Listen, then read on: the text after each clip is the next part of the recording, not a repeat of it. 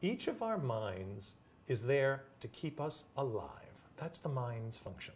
It doesn't like new territory. The mind does not like taking risk.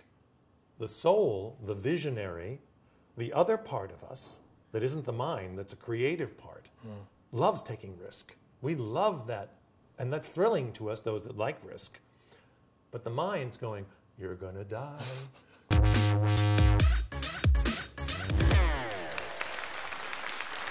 You know, my introduction to you was a video that I saw of you on stage for Netroots, and it was called, I think it was The Bigger the Hair, the Deeper the Closet. That's right. So can you give me some context around that?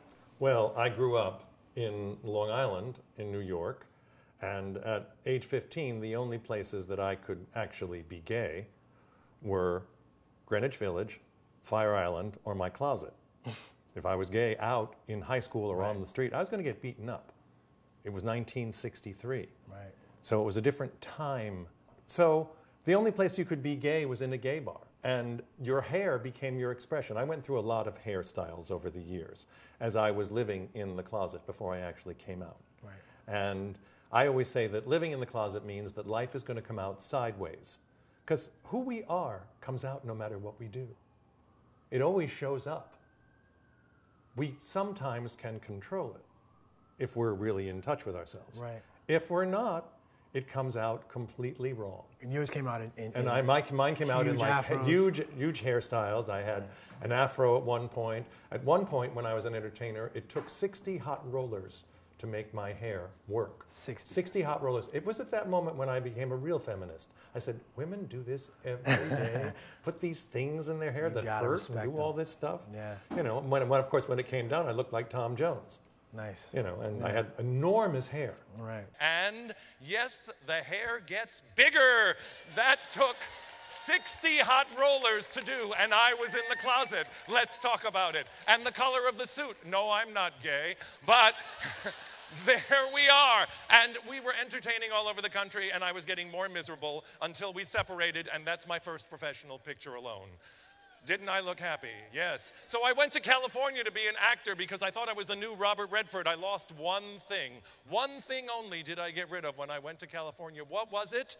The mustache, yes. And so at this point, all the years of experience on stage, you don't have butterflies anymore or nerves? Yeah, I always do it. Okay. I mean, nerves are just energy. So I like to think about nerves and how they feel. Did you ever notice that when you're nervous and when you're excited, it feels identical? Yeah, it is. It's the same feeling, the same butterflies are when you're really excited about something. So I just make a mental shift.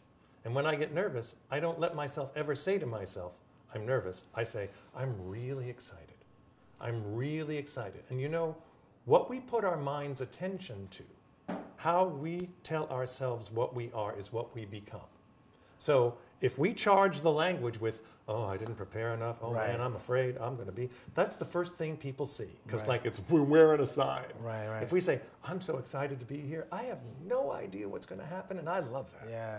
So yeah, I'm nervous, but I translate it quickly into being excited. I love that because I'm kind of a geek when it comes to things related to, you know, the brain and science and how we perceive things.